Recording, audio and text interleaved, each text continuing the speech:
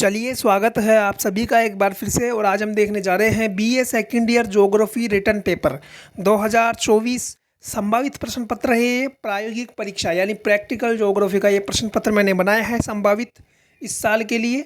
और निश्चित रूप से प्रश्न आपको यहीं से मिलने वाले हैं लिखित पेपर में। जो आपका बीए सेकेंड ईयर में जो थ्योरी का पेपर होगा उसमें प्रश्न आपको यहीं से मिलने वाले हैं।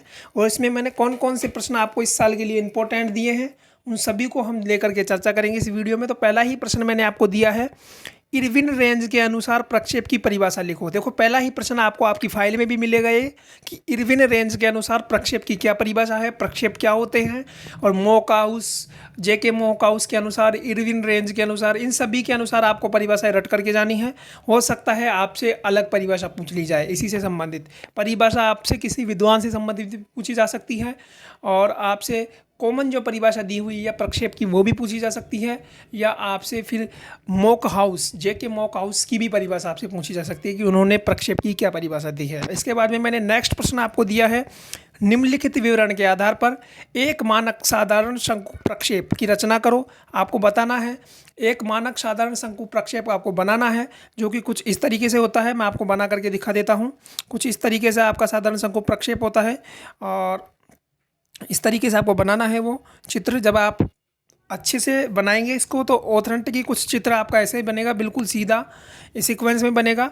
और आपको आंकड़े भी यहाँ दे रखे हैं, 1:125 60 मानक अक्षांश, 45 डिग्री उत्तर क्षेत्र का विस्तार आपको रखना है, 0 से 75 डिग्री उत्तरी अक्षांश तथा 60 डिग्री पश्चिम से पूर्वी देशांतर आपको रखना है, और 15 डिग्री का अंतराल आपको रखना है। ये आंकड़े आपको दे रखे हैं। इससे आपको एक मानक अक्षांश साधारण शंकु प्रक्षेप यानी आपने अपनी फाइल में बनाया होगा, उसको वहाँ हल भी किया होगा। तो पहले तो आपको प्रश्न को हल करना है, उसके बाद में आपको उन आंकड़ों के आधार पर, ये जो आंकड़े दे रखे हैं इनके आधार पर आपको वन स्टैंडर्ड पैरेलल, एक मानक साधारण शंकु प्रक्षेप बनाना है। इसके बाद में नेक्स्ट प्रश्न आपको दिया है, यहाँ पर आपको दे रखा है 30 डिग्री उत्तर से 90 डिग्री उत्तर के मध्य विस्तृत क्षेत्र 1:125 60 मापनी पर मानचित्र बनाने के लिए नोमोनिकल ध्रुवीय मध्य प्रक्षेप, नोमोनिकल ध्रुवीय मध्य प्रक्षेप आपको बनाना है और उसकी रचना करनी है। और उसका अंतराल आपको 20 डिग्री रखना है। वहीं प्रश्न में आपको मापनी भी दे रखी है और आपको अंतराल भी दे रखा है, दोनों के आधार पर आपको बनाना है। इसके बाद में अगला प्रश्न मैंने आपको दिया है, निम्नलिखित के लिए मौसम प्रतीक खींचिए। तो मैंने मौसम प्रतीक का वीडियो प्लेलिस्ट में डाल दिया है, आप जाकर के देख लीजिएगा। मौसम प्रतीक के बारे में मैंने वहाँ आपको बड़े इम्तहान से समझा रखा है कि कौन कौन से मौसम प्रतीक किस किस प्रकार से बनाए जाते हैं, उन सभी के बारे में मैंने वीडियो डाल दी है। आपको मौसम प्रतीक से संबंधित वीडियो इसी चैनल पर प्लेलिस्ट में मिल जाएगी, आप जाकर के उस वीडियो को देख लीजिएगा। आपको मैं लिंक डिस्क्रिप्शन बॉक्स में भी दे दूँगा। मौसम प्रतीक की जो वीडियो है उसका लिंक आपको मैं डिस्क्रिप्शन बॉक्स में भी दे दूंगा, आप यहां से भी जाकर के उसको देख सकते हैं और मौसम प्रतीक को समझ सकते हैं, याद कर सकते हैं कि मौसम प्रतीक होते क्या है और उनको कैसे बनाया जाता है।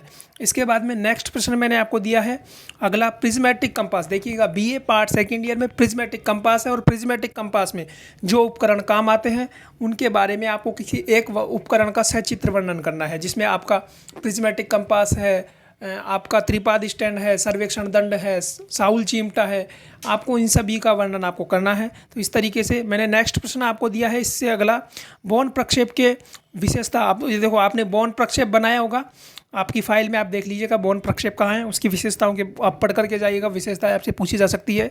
और लास्ट प्रश्न मैंने आपको दिया है, शंकु प्रक्षेप की विशेषताओं को लिखिए।